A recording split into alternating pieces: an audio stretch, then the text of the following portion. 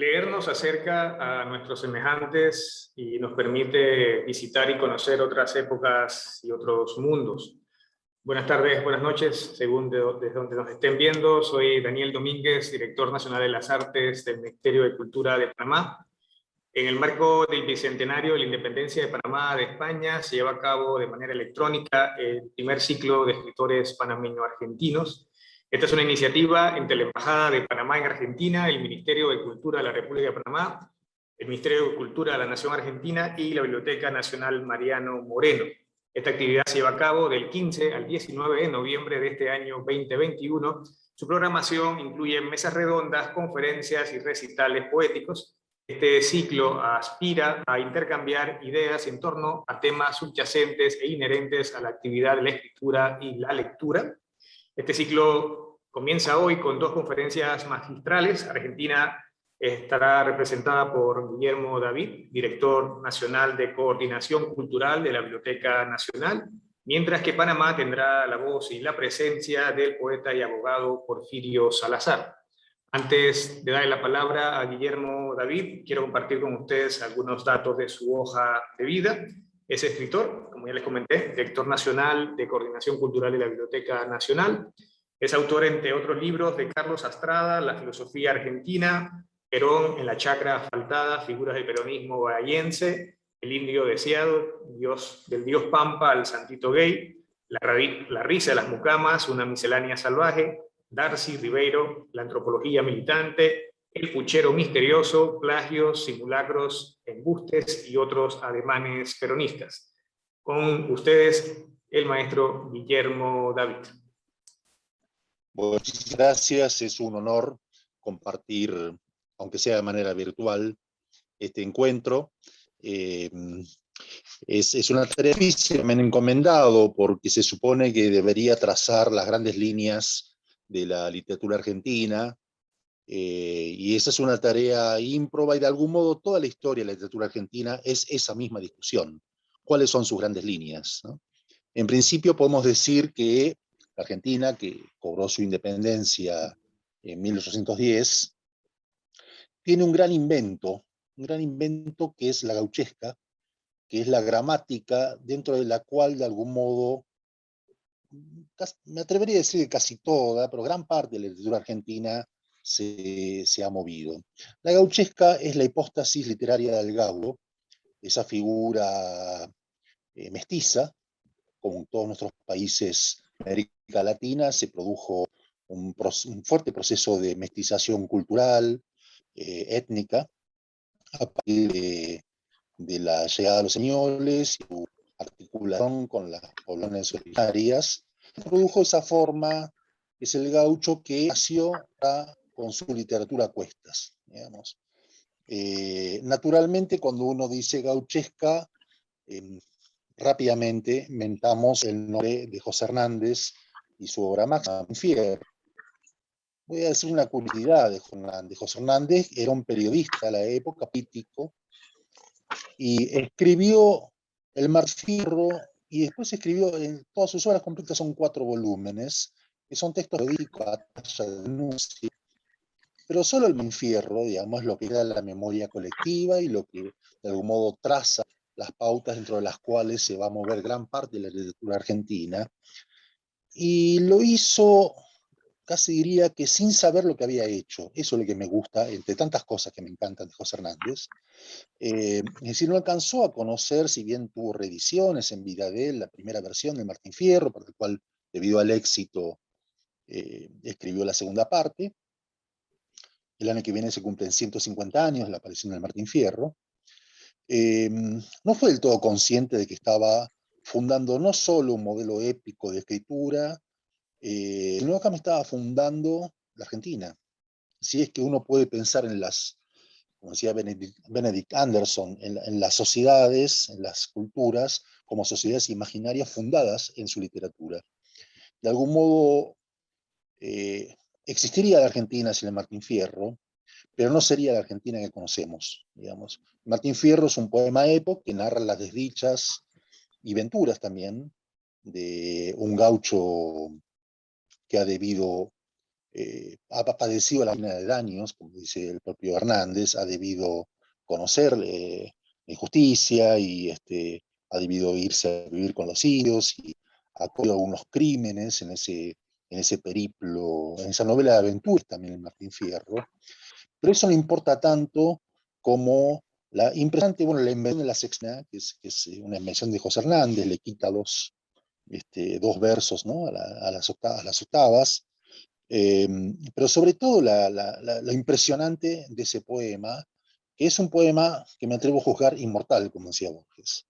Es decir, no, la Argentina no sería la Argentina que conocemos sin el Martín Fierro. Y como todo gran poeta y todo gran poema épico y fundacional, construye también a detractores, a los cuales, como todo mito, involucra y absorbe.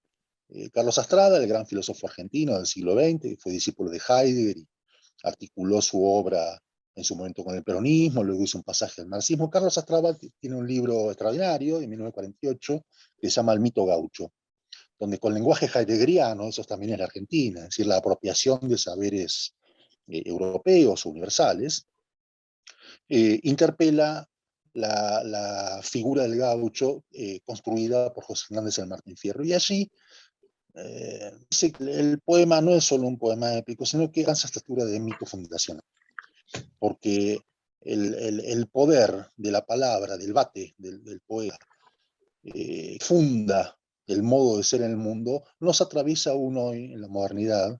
Está hablando de 1948, pero podemos repetir sin cometer un anacronismo excesivo esas palabras. Nos atraviesa la figura de Martín Fierro. ¿Por qué nos atraviesa? Porque de algún modo es el relato del honor, el relato del honor que funda todo el discurso épico, y el honor es la piedra última no expurgable de una cultura.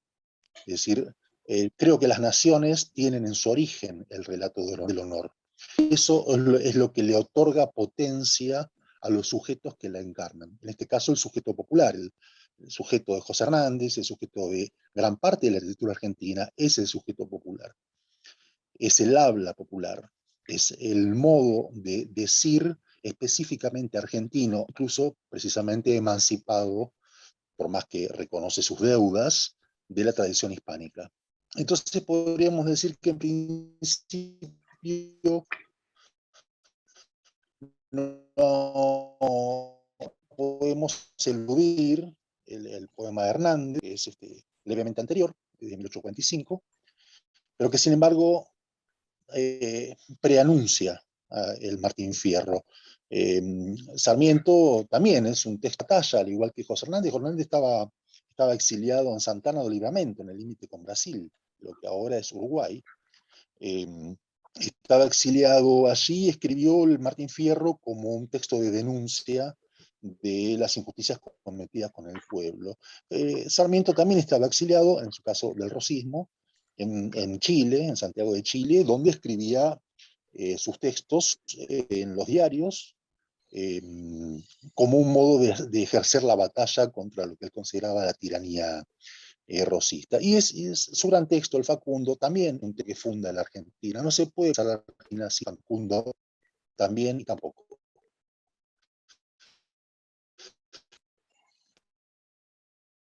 Sí, el Facundo es la descripción al cual, como una suerte de dialéctica negativa, digamos, le opone la idea de que la Argentina debe asumir la ilustración. Ese debate entre la barbarie y la civilización, que era el lenguaje en el cual se formulaba en su época la tensión entre los saberes populares y los sujetos populares y los saberes ilustrados, esa dialéctica es la que va a fundar la Argentina. Creo, me atrevo a decir que casi todos los países latinoamericanos, pero por lo menos voy a hablar en mi caso de la Argentina.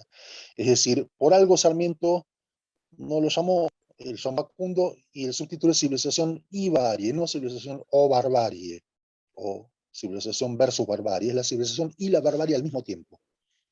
Creo que incluso el propio Sarmiento tampoco supo muy bien que allí había un programa, ¿no? Ese programa, que es la articulación entre la cultura letrada y el habla popular, el habla colectiva, que es el modo específico de ser argentino, es lo que va a besar toda la literatura argentina.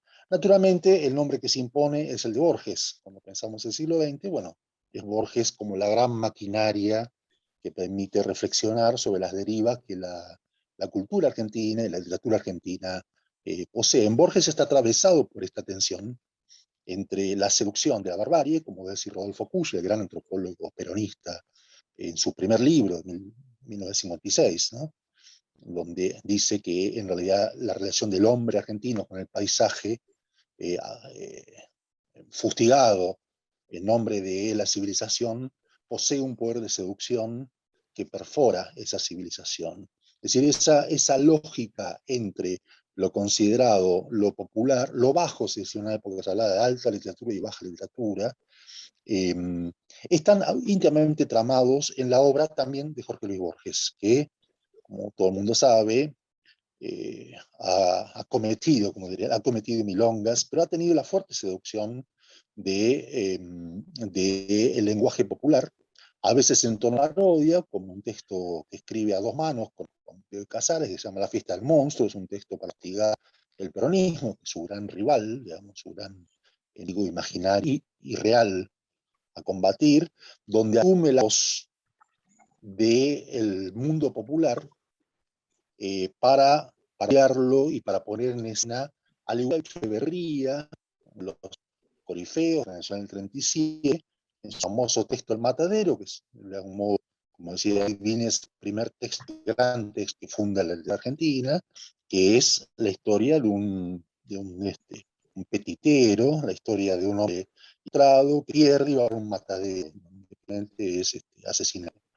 Es decir, la versión del siglo XX propuesta por Borges del Matadero es formidable y terrible, que escribe con Bioy Casares, que es la fiesta de los monstruos, que es muy popular. Previamente a la irrupción del peronismo, Borges sintió la seducción por el de la gauchesca, gran parte de su poesía, recoge una parte de su impronta, temas, sin duda, incluso en sus cuentos, presente en el gaucho, al cual siente mismo que Sarmiento, una situación, el gaucho digo el sujeto popular, ¿no?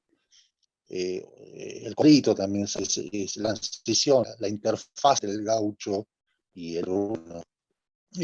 Siente la seducción de esa figura, siente el ánimo de jurarlo y conjurarlo con la aprobación de los saberes universales.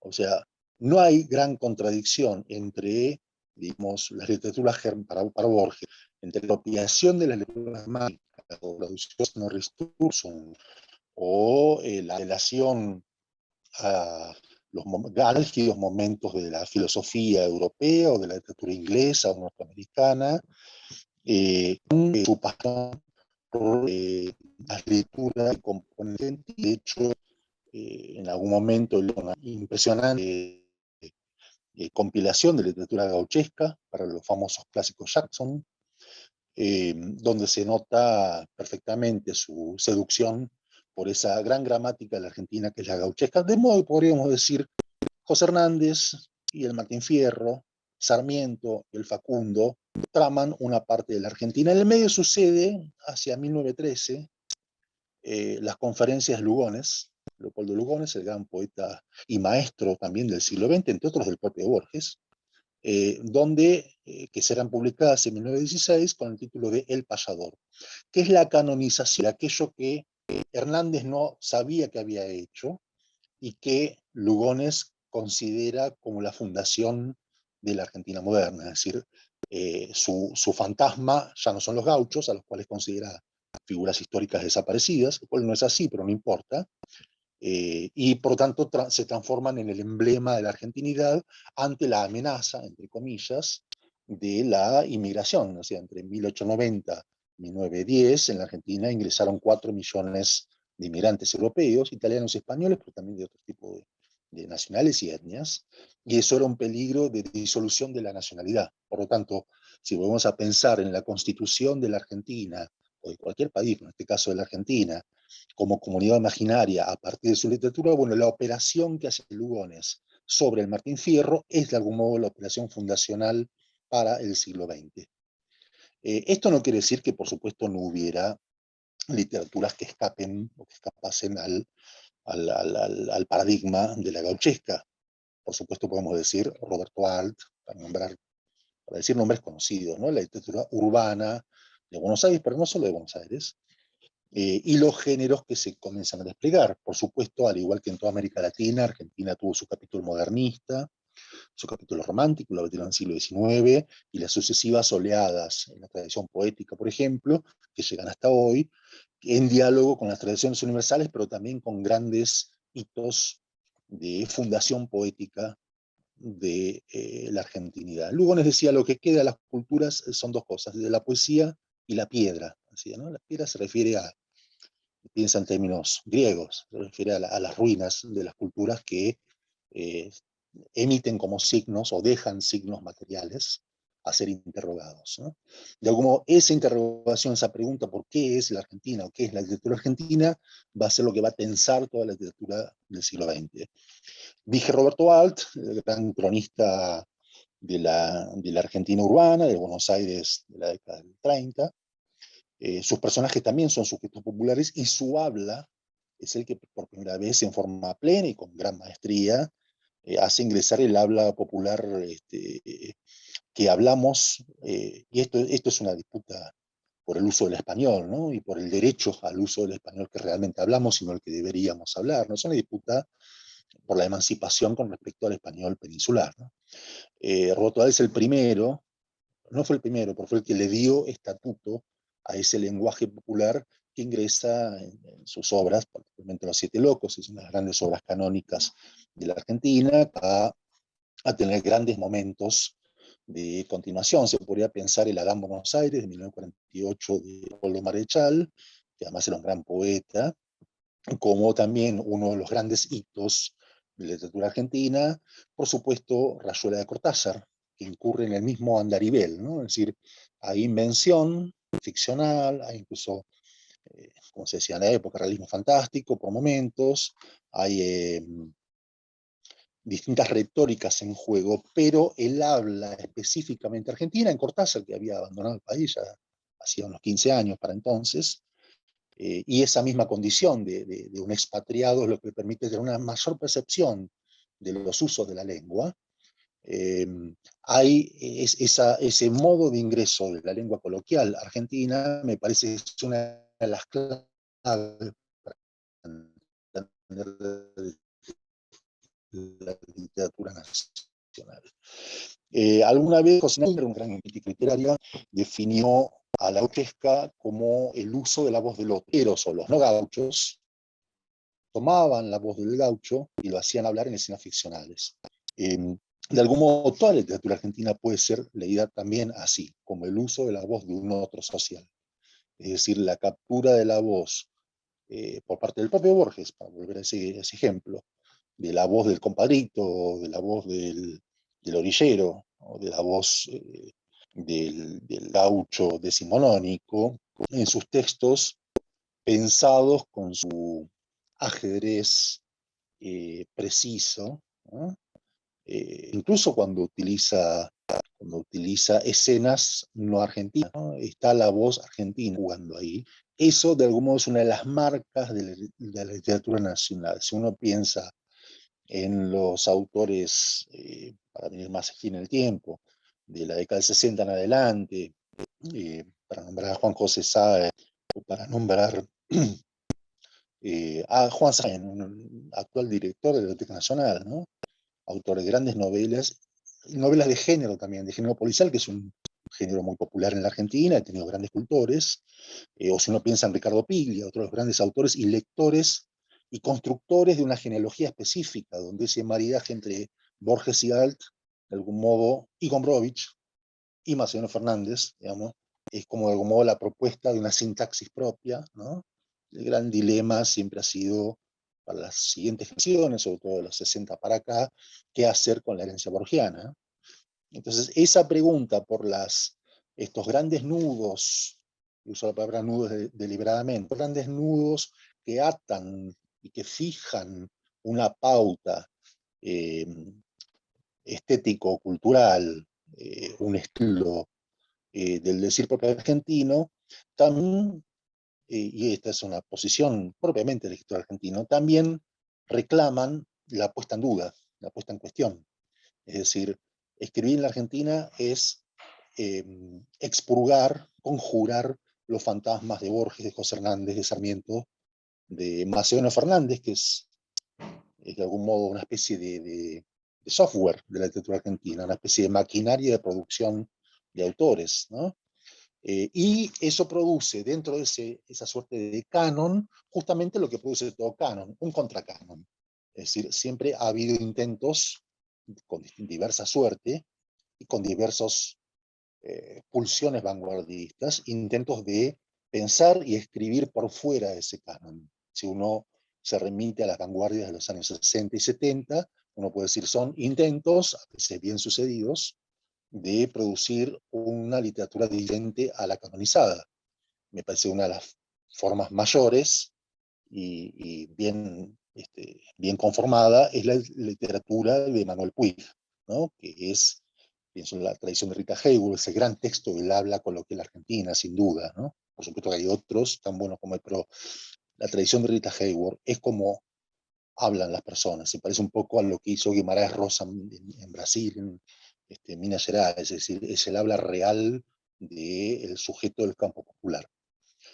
Constatable, por otra parte. No podemos constatar si los gauchos de José Hernández hablaban así, pero sí podemos decir, efectivamente, en la Argentina, en la década 60, 70, un poco más, el público, los sujetos sociales de las clases populares hablan exactamente igual como se habla en las novelas de Manuel Puig, y eso que parecería una facilidad es lo más difícil de producir, ¿no? La condición de verosimilitud de un habla recogida en un texto, como es uno de los grandes dilemas de aquel que propende al realismo sin querer hacer realismo al estilo Solá. Eh, pero también se puede pensar, por ejemplo, en las tradiciones poéticas, esa discusión con, sería muy largo de explicar, pero esa discusión con las grandes tradiciones poéticas europeas, españolas en particular, norteamericanas. Si uno lee a Juan L. Ortiz, es como estar leyendo a un poeta taoísta del siglo V, eh, donde no hay un vínculo explícito con, o no se percibe, a menos en forma primera, un vínculo explícito con las literaturas, con las poéticas que estaban en juego en su época. Pero si uno va hacia, no sé, hacia Girri, como puede decir, bueno, está presente las tradiciones poéticas inglesas, ¿no? Eliot, particularmente, T.S. Eliot, y uno puede pensar que de la década del 90 para aquí, la presencia de Ponge, de Francis Ponge, del objetivismo, objetualismo, como se lo quiera llamar, o la presencia de la influencia, usar la palabra tan temida, la influencia, Rapando, o tantos otros autores, de algún modo inficiona una de las tientes de la poesía contemporánea. Sin embargo, por fuera de ese vínculo complejo, que es el vínculo con las tradiciones traducidas, Argentina es una gran máquina de traducir, ¿no? En Argentina se tradujo el Ulises de Joyce 3 veces, o 4. Se tradujo a Marcel Proust 3 veces. Se tradujo el Capital 2 veces. No, 3, perdón, también. Se tradujo el Corán, después de 500 años que no se traducía, se tradujo el Corán en 1948. Se tradujo a la Biblia en La Plata, además de, bueno, todo lo que sabe Borges traduciendo a Faulkner, ¿no? O a Kafka. En fin, la Argentina es una gran máquina de traducción y de apropiación, y como siempre sucede en todos los países, esto es visto habitualmente como un desmedro, ¿no? Como un menoscabo para la condición argentina, que aparece como subalternizada. Bueno, finalmente seríamos una civilización trasplante, una cultura de copia. Sin embargo, los modos de traducir en la Argentina son modos soberanos, es decir, traducimos a nuestro propio lenguaje, digamos, nuestro propio lenguaje argentino. Si uno revisa la traducción de Estela Canto, la novia de Borges, que hizo de En busca del tiempo perdido, ella utiliza palabras y giros y modismos específicamente argentinos. Dice mucama, dice quetalche. Entonces, digo, traducir también es un modo de ser soberano, no es solo colocarse en una situación de subalternidad. Por supuesto, Borges, ¿no? Borges es una gran máquina de traducción y de deglución. En Brasil se diría, es el canon de la antropofagia, ¿no? Es decir, asimilar aquello que leemos. En la Argentina es un gran subvencionado por casi todas las corrientes literarias universales. Nuevamente, Borges es el gran ejemplo de esto, pero Borges también es el gran ejemplo que con esas tradiciones podemos hacer y deshacemos, queremos, vamos la nuestra. Entonces, digo, si hay una trama de la literatura argentina, es la búsqueda por una soberanía al decir, que es de carácter estilístico, que atraviesa todos los géneros. O sea, si uno piensa en el género de la crónica, bueno, Rodolfo Walsh, uno puede decir, bueno, se parece un poco a los cronistas norteamericanos, pero es Rodolfo Walsh. O sea, Operación Masacre, que antecede en La Sangre Fría, es como la primera gran mecanismo crónica de investigación de un crimen que además tiene una beta política, cosa que Sangre Fría no tiene, y con una estrategia de escritura que es única.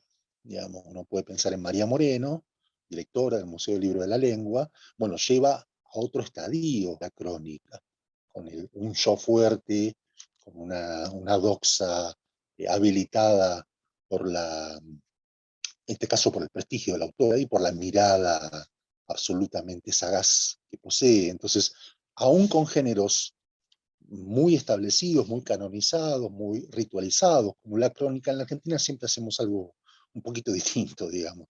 Si hay una beta de la literatura argentina, tiene que ver con eso, por buscar la marca singular, por buscar la soberanía de un decir propio, por buscar temas argentinos, ¿no? Por más que cualquier argentino, o muchos argentinos pueden escribir sobre cualquier cosa, Borges ambientando, ¿no? Borges ambienta una de sus ficciones más argentinas en Irlanda, el caso del Jardín de los Senderos que se bifurcan, en fin, pero siempre está hablando de Argentina, ¿no? Hablar de otra cosa es un modo de hablar de Argentina, y es casi una fatalidad, un destino y una limitación y una libertad que se tiene. Imagino que esto es igual en Panamá, como debe ser igual en cualquier otro país, pero yo solo conozco la situación argentina y algunas otras, pero digo, puedo referirme con cierta liviandad. Esto también es, y con la pretendida autoridad y con la arbitrariedad que esto supone, como cualquier argentino, puedo referirme a esta condición. De modo que podemos decir que algunas de las vetas, de las venas por las cuales circula la literatura argentina están tramadas por ese diálogo, por esa gramática, esa pregunta sobre qué es el argentino, qué es ser un argentino, por tanto, soberano, inventado en la gauchesca, que sigue como una beta hasta el día de la gauchesca, teniendo formulaciones, siguen escribiéndose textos gauchescos bajo la forma de parodia, como puede ser Osvaldo Lamborghini, bajo forma de inversión de valores, como puede ser la China Iron de Gabriela Cabezón Cámara, que es una don feminista de la gauchesca. En fin, la gauchesca sigue permeando el discurso literario argentino, pero no, naturalmente no solo la gauchesca, ¿no? Hay infinidad de ficciones cuyos sujetos, cuyos sistemas no son de orden rural. Pero uno puede decir de algún modo, esa gramática y esa pregunta sobre qué es ser argentino, qué es ser, finalmente la pregunta qué es ser soberano, ¿no? Es una pregunta que la literatura ha tratado de responder, y creo que si existe aún la Argentina, pese a todos los momentos de desasosiego o momentos de caída estrepitosa en nuestro país, que vuelve a reconstituirse, tiene que ver con esa pregunta que ha tenido algunas formulaciones políticas, por ejemplo el peronismo, que ha sido una de las formas de redención social, política colectiva, proponiendo una gramática justamente constituida a través de las literaturas y de la cultura peronista, que es lo que hace que el peronismo siga existiendo, que de algún modo constituye lo que Carlos Estrada llamaba el mito. Constituye ese gran cuerpo de relatos que permiten de algún modo ordenar el modo como nos concebimos a nosotros mismos. Bueno, eso es algo de lo que quería transmitir en este amable encuentro con los colegas, compañeros y amigos panameños. Muchas gracias. Muchas gracias a ti, Guillermo David, por compartirnos con tu conferencia este viaje por la Argentina a través de siglos, autores, debates, movimientos, saberes, interpretaciones, estilos y obras.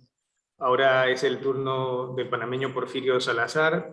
Les comparto algunos datos. Es licenciado en Derecho y máster en Derecho Procesal, ambos títulos por la Universidad de Panamá. Porfirio obtuvo el primer lugar del premio León a Soto en los años 1992, 93 y 97. El premio único Gustavo Batista Cedeño de Poesía Joven en 1993 y 1994. Recibió menciones honoríficas del Premio Nacional de Literatura Ricardo Miró en la categoría Poesía en 1993 y en 1994. Obtiene el Ricardo Miró en el género Poesía con No reinarán las ruinas para siempre en 1998 y repite la hazaña en 1999 en la parte también poesía con Ritos por la Paz y otros rencores. En el 2008 obtiene el premio centroamericano Rogelio Sinán con Animal Sombra Mía. Obtiene el premio Ricardo Miró en el 2009, esta vez en la sección Ensayo Literario, con La piel en llamas, identidad y literatura en perspectiva histórica. Con ustedes, Porfirio Salazar. Muy buenas tardes. Aquí desde mi terruño, mi pequeña ciudad de Peronomé. Gracias, licenciado Daniel Domínguez. Saludos a los compañeros de Argentina. Voy a compartirles mi conferencia titulada Escritores y literatura, el oficio proscrito. La página habla: el silencio se destierra y la palabra toma su sitio y explora. Arde el entendimiento de quien escribe.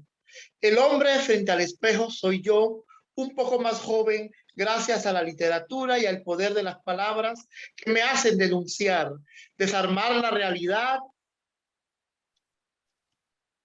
como pequeños trozos de barro y luego recomponerla, recrearla para que muestre al hombre que soy y fui su imagen verdadera. De pronto, una idea por aquí, otra idea que vuela y llega en forma de proyecto. Ya estoy empezando el acto creativo que inicia en una chispa diminuta y luego incendio por obra y gracia del afán que me deslumbra, escribir. La obra está lista, unas cuantas correcciones, luego de la supresión de más silencio, pero ¿cómo hacer que llegue al público? ¿Qué respaldo tendrá cuando adquiera la forma del libro? ¿Escribir para qué? ¿Quién gana con lo que escribo? Y si escribo, ¿cómo publicar en un país con tantos analfabetos funcionales que no leen porque tienen otras preferencias más fugaces, signadas ideológicamente por los más media? Enseguida justifico mi oficio y me digo, no hombre, lo importante es la obra, lo vital es escribir y ya el libro saldrá solito. Este examen suscita una serie de divagaciones sobre el hecho de escribir en esta parte del mundo, en mi casa, en Panamá, patria a la que amo, porque ha sido mi casa, mi máquina de escribir, mi barrio, la cerveza del domingo, el arrullo de mi madre, la cebolla morada de la rutina, la hoja en blanco inundada de palabras, cada vez que quería decir a tiempo y piedra asuntos que a la larga atañían a la condición humana. La función de la literatura es, entre otras cosas, desnudar esa humanidad y registrar la realidad desde la ambigüedad de los afectos. La realidad comporta necesidades sistémicas y hace su resistencia para no amoldarse a esquemas cerrados cuando crea lo que destruye. La literatura se justifica por cuanto revela rastros de identidad que atañen a todos por el hecho de vivir y compartir el mundo. Furibunda, apasionada y furiosa, no cuelga de carteles para existir, ni requiere de modelos de revista para enseñar su mejor cara. Siempre amotinada entre el sueño y la realidad, quiere escapar del silencio y ser libro, objeto que hizo posible el registro de la civilización. La literatura en forma de libro permite registrar la vida que intentamos descifrar desde la historia, precisamente porque la historia de la civilización ha venido gestándose dentro del proceso histórico en el cual ha cabido casi todo, desde un paisaje al óleo hasta el mármol renacentista, desde la intolerancia hasta los gritos intensos de misericordia y compasión, desde la Inquisición hasta las primeras ediciones acaecidas en la Edad Moderna, desde el telescopio hasta la imprenta en serie, desde la poesía beat hasta el jazz y el hip hop. Todo ha sido parte de nuestra civilización que no pocas veces chocó con otras, pero la literatura pudo enseñarnos enseñarnos algo más que la nostalgia del paraíso perdido. Pudo, sin temor y valiéndose de algunas imágenes y símbolos, mostrar el otro lado o el otro rostro de la condición humana, aquel que focaliza la necesidad de crear y soñar. Sea la literatura en cualquiera de sus géneros, poesía, cuento, relato, dramaturgia, novela y ensayo, si es que somos partidarios de su clasificación burguesa y canónica, o bien si estimamos otras clasificaciones del hecho literario en el que se defiende la idea de géneros abiertos, como por ejemplo un cuento diseñado sin conflicto, con lenguaje poético, o un poema que tenga el poder de relatar una historia argumental, siempre han surgido los problemas relacionados al por qué escribimos y al por qué y cómo publicamos. El tema de la cultura y de su ausencia en la agenda de quienes detentan el poder ha incidido un factor de trascendencia, o para ser exacto, una inexistencia. A nadie se le ha ocurrido la creación del Instituto Panameño del Libro, que siga pautas editoriales indispensables en la promoción de obras a fin de que el libro conserve sus dos naturalezas, como objeto de conocimiento y como objeto de consumo. Esta salida institucional crearía las bases para que la carrera del escritor profesional no solo sea simple necesidad emocional e íntima de despertar ángeles adentro y expulsar demonios artífices de la ruptura de los lazos humanos, sino también ayudarían a consolidar la idea del arte de escribir como oficio rentable. Se hace impostergable la concepción y ejecución de planes a corto plazo de políticas inclusivas del libro dentro del proceso educativo. En Panamá, hasta la fecha, la literatura de creación no ha constituido el arma didáctica por excelencia. Los estudiantes leen sumarios de obras extraídas del computador y los maestros se niegan a propiciar la lectura de la buena literatura, no solo por desidia y carencia de una auténtica formación humanística, sino porque han incidido factores económicos concretos en forma de impuestos y altas tributaciones, los cuales han edificado la barrera de la incultura, muralla que nos alejó del entendimiento inicial con que los libros propiciaban una serie de intercambios y acercamientos vitales en la comprensión de nuestra realidad histórica. 50 millones de personas en este instante atestan las tiendas de comida rápida.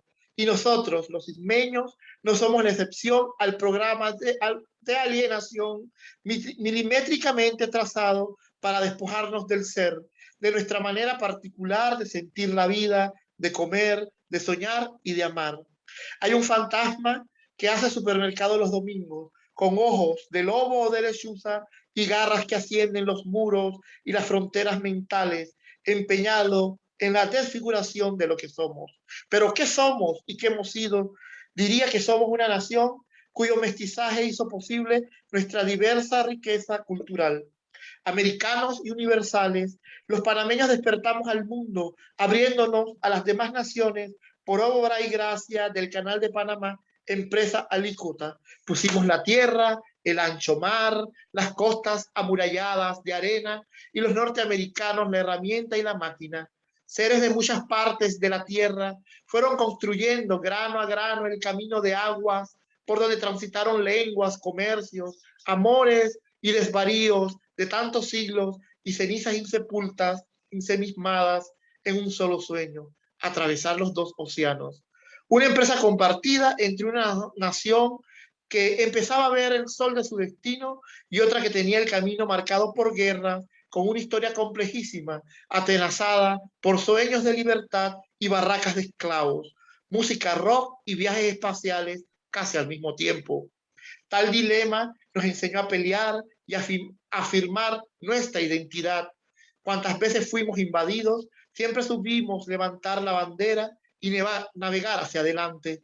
Cultivar la literatura y en especial la poesía es escuchar los ruidos del mundo y convertir en nuestro itinerario esos ruidos en fuente de palabras que describan nuestra ración de luz y oscuridad. Los escritores panameños hemos sido, a pesar de nuestra falencia, auténticos, atrevidos, de carne y hueso. Hemos escrito la vida y el amor, y también hemos hecho un registro minucioso de la nación verdadera, no de la nación puritana y falsamente patriótica. Hemos dicho y hemos sido, porque queríamos ser la página que habla, la palabra despierta y musical, aquel eco de la voz nocturna que indicaba por dónde debíamos ir haciendo el camino para que nuestros hijos despertaran de pronto en una patria libre, no solo de cadenas imperiales, sino de ataduras culturales que oprimían nuestro ser, que ya iba dibujándose desde la colonia y a pesar de ella. Sí, los escritores en la gruta de la indiferencia hemos continuado para seguir registrando la noche oscura de la patria y aquello que nubló los ojos. Hemos tenido el valor de coexistir con un sistema educativo que avergüenza, moviéndonos en una sociedad que desacredita los valores esenciales, insistiendo en su afán de afirmar contravalores fugaces y falsarios. La concurrencia de atavismos ideológicos es el resultado alarmante de aceptar el status quo de manera crítica. La sociedad de clases ha logrado construir un imaginario en la conciencia del hombre común, preocupado por la inmediatez de privilegios y ganancias. La gracia de la literatura les dada porque es un hecho profundamente humano. No proviene del vacío el talento de escribir. Casi todos los buenos escritores, aquellos que han puesto al hombre y a la mujer en el epicentro de su discurso, han mantenido contacto con los libros. Jorge Luis Borges, Virginia Woolf, Julio Cortázar, Nicolás Guillén, B.C. Naipaul, Camus, Saramago, Doris Lessing y Sábato son ejemplos de mi afirmación. El mundo como biblioteca, la idea es borgiana, recurre y reconoce el sendero que marcan los libros en nuestra vida. Su uso nos ha ayudado a abjurar de los deleznables para conceder alas a nuestra libertad mental. Muchos escribidores buscan ser reconocidos mediante el uso malintencionado de la farándula, pero no tienen resultados precisamente porque los ruidos del mundo sirven a la literatura para formarla y concebirla, no para fomentarla. La literatura se reconoce en los valores que defiende y en la forma en que se usan las palabras dentro de las diferentes escalas discursivas en las que se debe preservar y transformar el idioma como fuente común, dotándolo de la expresión necesaria para lograr el sello inconfundible tan difícil de obtener que es la originalidad. Lejos, la obra se esculpe. Cerca de nuestros semejantes, la obra adquiere el carácter humano que le identifica por ser muchas veces un retrato, una recreación a color de los diversos ropajes de la humanidad, su generosidad, su grandilocuencia, su crueldad y su olvido. En las gavetas polvorientas de mis colegas, escritores de ayer y hoy, dormita en silencio alguna obra maestra, pero la desesperación invade hasta las lágrimas y la obra no encuentra su salida. Las editoriales nos ignoran. ¿Cómo se le puede ocurrir publicar un libro así? Otras serían más sutiles. Su libro es excelente, pero no está acorde con nuestra línea editorial y otras cosas por el estilo. El escritor sigue en su empeño, insiste y se pasa la vida insistiendo, tanto da la gota que abre el hueco, porque la literatura representa el eje de su pasión y la pasión mueve el eje de su vida. Sin literatura no soy, soy otro, el lejano olvidado, la sombra de los ojos perdidos y la huella solitaria entre tantos desconsolados que no han encontrado su destino. Así, publicar un libro se convierte en asunto de muerte o vida, cambia el ánimo, aumenta la preocupación y crece la ansiedad, y si amanecemos con lluvia, los ojos perderán su asombro. Es la tragedia diaria de tantos escritores infortunados que no tenemos disponibles los mecanismos usuales de la industria editorial, a veces bien distante del talento y la invectiva. Exotismo, corrupción, amores contrariados, magia, demonios enfurecidos y dioses redivivos, brujería, pobreza y opulencia nos asedian a diario en esta parte del mundo que se ha empecinado en buscar un destino de libertad, ojos sobre el cuerpo de la historia que quiere despertarse cuando le cierran puertas a la participación democrática que implica respeto a las minorías sociales, étnicas y sexuales, y también respeto al individuo. Las luchas reivindicativas en América Latina constituyen un vivo ejemplo de cuánto idealismo y mística revolucionaria pueden inspirar a las masas en la consolidación de un sistema de inclusión que abogue por libertades políticas y justicia social. La experiencia histórica nos enseña que el solo anhelo de libertad ha aglutinado a diversos actores sociales y que dicha convocatoria emergente ha procurado títulos de propiedad a campesinos, construcción de escuelas y programas nacionales de salud. Sin embargo, al lado de logros evidentes, se ha levantado la incomprensión por parte de centros imperiales de poder, los cuales no han sentado las bases cognitivas para poder diferenciar entre cambio social y simple revuelta, ni tampoco trazar distancia entre avanzada social y comunismo. Esa falta de visión ha tenido entre sus consecuencias la radicalización de movimientos que al principio fueron heterogéneos, lo cual condujo además a la polarización de países y a la corrupción en ciertos sectores de sus dirigencias de dichos movimientos reivindicativos. El libro ha sido promovido y también la poesía, pero muy tímidamente, simplemente porque la poesía, al integrarse a un discurso del hablante lírico que indaga sobre su devenir emocional y traza desde el idioma como estructura formal del pensamiento una crónica personal, deviene oficio muy sofisticado del espíritu, resistente a la comercialización, de manera que la poesía actúa como herramienta liberadora de atavismos religiosos y demás oscuridades mentales en los estados que luchan por alcanzar su pleno desarrollo. En América Latina la cuestión es más seria por la fuerza que ha cobrado la derecha religiosa, ya no en el contexto de la Guerra Fría, confrontación que dividió a una buena parte del mundo, sumergido desde entonces en la ilusión de los falsos ideologismos de uno y otro lado, sino más bien en el contexto de una lucha por homogeneizar moralmente a las diversas identidades sobre el principio de una idea religiosa al margen de la ciencia. La realidad ofrece la oportunidad de dictaminar sobre su fracaso y permite sin miedo alumbrar la buena nueva de los tiempos, si es que queda un sol para encender la oscura noche de los días. La literatura se abate en una suerte de lucha pretoriana. La buena literatura aburre, dicen los armadores de espectáculos. En cambio, la literatura que se adapta a las nuevas realidades del cine y la televisión, por muy mediocre que sea, adquiere relevancia porque vende.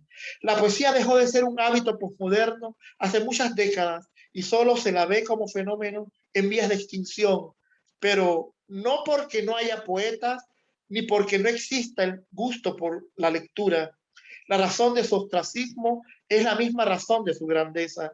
Es irreductible a lo banal, espiritual y mundana a la vez, interpreta el corazón humano y le da una razón para seguir a pesar de la pobreza libresca, del extremismo religioso, de la carrera nuclear, entre otras circunstancias demoníacas del mundo actual.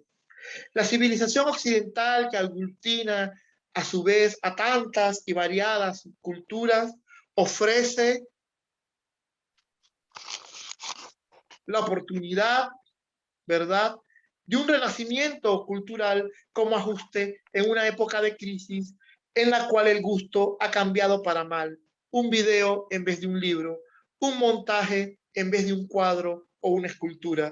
Lo que antes era motivo de desprecio hoy adquiere la forma de falsa reivindicación y avanzada hacia el reconocimiento. Se trata de una época muy particular en la que existe un quebrantamiento de los valores artísticos. La crítica literaria y los lectores han disminuido porque los más medios ofrecen la oportunidad de manifestaciones superficiales en muchos sentidos. La literatura siempre será un motivo, aunque no aparezcan en el horizonte más oportunidades que las que el propio escritor encuentra para centrarse en la diatriba que nos plantea la vida, ser o no ser. La voz que da esencia a las palabras del discurso literario debe estar signada por cierta organicidad, no sistematicidad, para formar o forjar un mensaje desde el acto creativo, herramienta de la libertad. Ya la literatura ha dejado de ser silencio y se dispone a convocar, a abrir puertas, a despertar amaneceres y a encontrar luces en donde quiera que haya penumbra. La necesidad de la iluminación siempre justifica la noche no justifica la ausencia de la luz. Asimismo ocurre con la literatura, inevitable destino de libertad y comunión.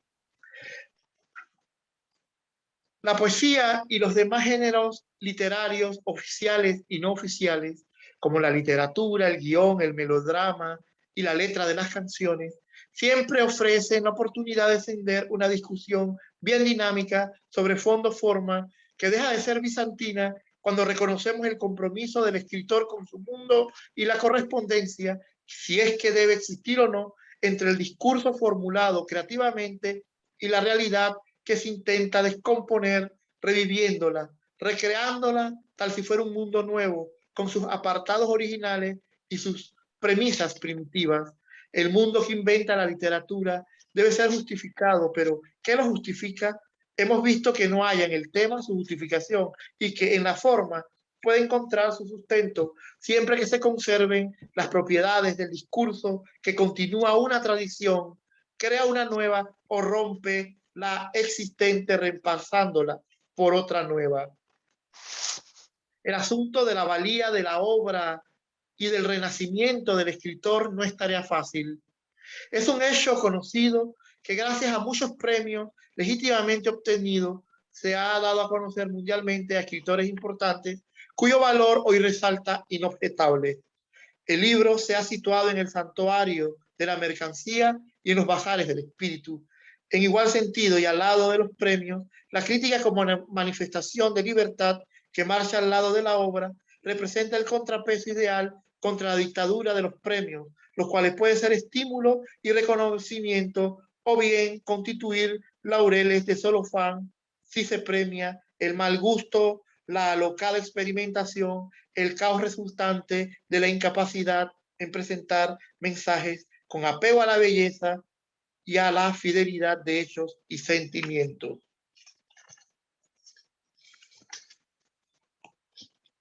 La poesía aborda lo humano e intenta decodificar la condición humana, esclareciéndola, aunque a veces se la acuse de oscura. No, no es oscura la poesía, como si lo es el alma humana, que intenta descubrir para dar respuestas vitales a los problemas de la esencia y existencia humana. La poesía clarividente e iluminada siempre comienza desde la claridad, pero a medida que atraviesa el alma se refracta. Es el juego de la luz a través del cuerpo del agua, la penetración de la poesía sobre el alma de las cosas y sobre el alma de las cosas del hombre. Es su primordial misión. Acepto que el título de este ensayo podría dejar perplejo a más de uno. Escribir literatura de creación significa y denota un estado, un acontecer, una plenitud. Entonces, ¿a qué tipo de escritor me estoy refiriendo? Otra perplejidad acabo de desatar y requiere de precisiones conceptuales. Al escritor que me refiero lo define su obra de creación, poesía, narrativa, ensayo y teatro. Los guionistas son escritores y los letristas podrían serlo. En ambos casos se usa el idioma nativo como sistema de signos para expresar un sentimiento y también un sentimiento vital sobre la vida, el tiempo, las experiencias personales. Sin embargo, escribir define una conducta, una clase de obra, una actitud, incluso editorial y también un mercado, aquellos que compran el libro y lo leen.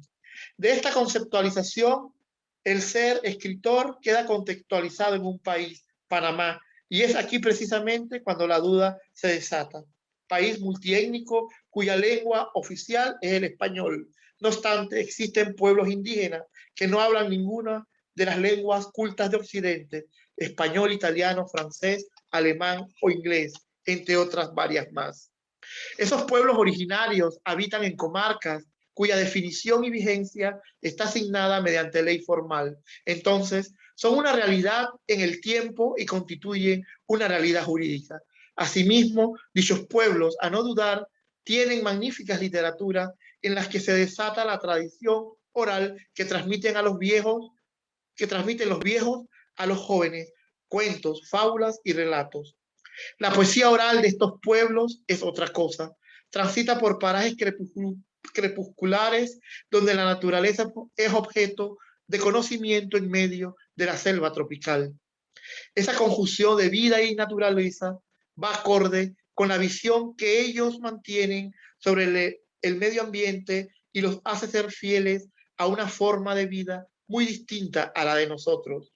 Como su universo literario me es ajeno, debo ser honesto y expresar que el título, Escritores y Literatura, el oficio proscrito, hace referencia directa a aquellos intérpretes del tiempo y del espacio cuya lengua es el español y cuya actividad literaria se desarrolla en el istmo porque han nacido en esta tierra o han sido naturalizados.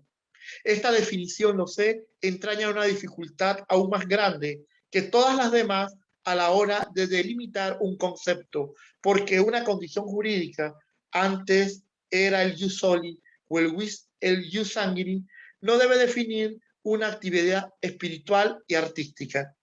Podríamos encontrarnos con panameños que escriben en español literatura de creación ajena al ser nacional, lo cual tampoco lo hace menos escritores ni los excluye de la designación en este texto, o bien tratarse de extranjeros que han podido definir el sentido identitario panameño proviniendo de otro país. No obstante, el sentido del título es claro: escritores y literatura, el oficio proscrito. Designa a aquellos creadores, escritores en español que han nacido o han adoptado como suya la República de Panamá y que por lo menos han publicado un libro de creación en español. El tema de las literaturas originarias debe ser desarrollado, así como también qué relación, si es que existe, hay entre esos continentes lingüísticos y el nuestro. Es un tema complicado y requiere de acuciosa investigación que debe partir de dos conocimientos: el de la lengua originaria de cada pueblo, integrado en comarca, y el conocimiento de esa realidad social, su arqueología, su gastronomía, sus artes plásticas, los materiales que usan a la hora de pintar o esculpir, la necesidad de expresarse e incluso la vitalidad de esas creaciones que siempre va aparejada con la dificultad propia de todo medio artístico. Estimo conveniente puntualizar lo siguiente: si bien he podido finiquitar con mediano éxito la actividad del escritor, su lengua y su espacio, surge otra problemática con el título, ya no relativa a los géneros literarios, sino al lugar que ocupan determinadas obras. En los últimos 15 años se ha avivado una literatura light, cuyo oficio no está cerca de las grandes obras de panameños en prosa y poesía del siglo XX. Por otra parte, es difícil establecer gradaciones de calidad entre obras y autores, porque cada escritor es un mundo aparte. Creo que el estudio de la literatura por etapas y por generaciones es de gran utilidad a la hora de comprenderla en términos de siglos y movimientos estéticos. El siglo no necesariamente determina el carácter, el influjo o el contenido de una obra, y las escuelas son invenciones de la crítica. Ese es el problema de la literatura cuando se le ve en manada y no con lente que solo mira a individuo y obra.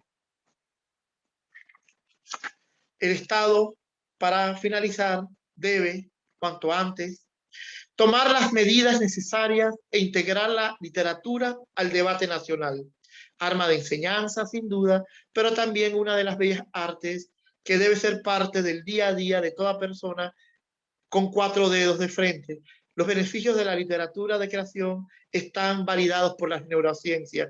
Más poesía y novelas, menos pantallas con imágenes, nos darán las claves para el entendimiento de un mundo cada vez más anclado en el desprecio libresco, la lucha por el poder, las apropiaciones culturales y la desintegración de todo lo que nació y se logró en el Renacimiento.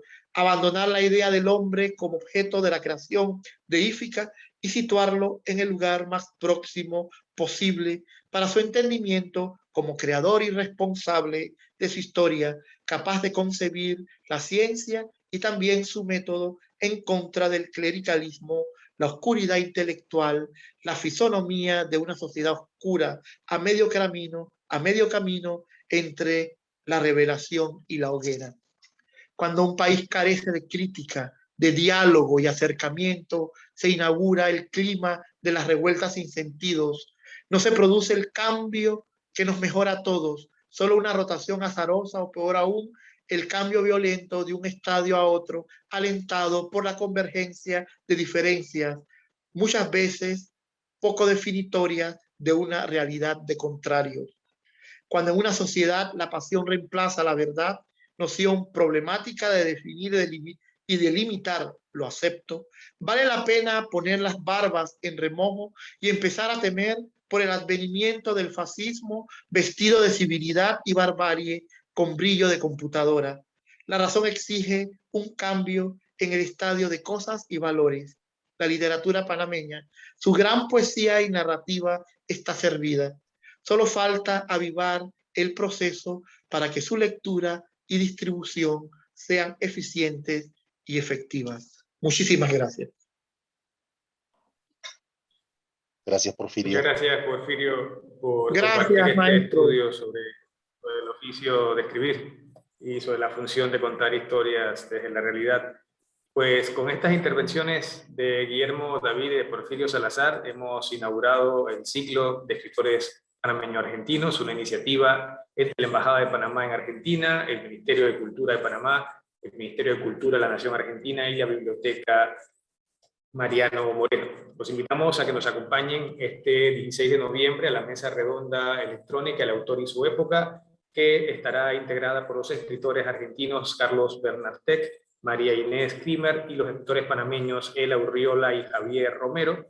Luego, el 17 de noviembre, será la mesa virtual El escritor del siglo XXI, en la que participarán por Argentina los autores Eugenio Almeida y Enzo Maqueira, y por Panamá estarán Gorka Laza y Jaiko Jiménez. El 18 de noviembre tendremos la mesa electrónica El proceso de creación literaria. Por Argentina estarán los autores Miriam Molero y Daniel Tevini, y por Panamá los escritores Rogelio Guerra Ávila y Lucy Chao.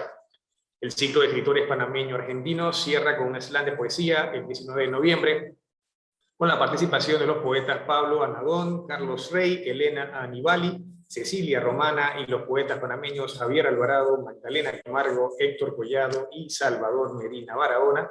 Todas estas actividades pueden apreciarlas a través de las redes sociales de la Biblioteca Nacional Mariano Moreno, del Ministerio de Cultura de Panamá y del Ministerio de Cultura de la Argentina. Hasta luego y mucha salud para todos ustedes.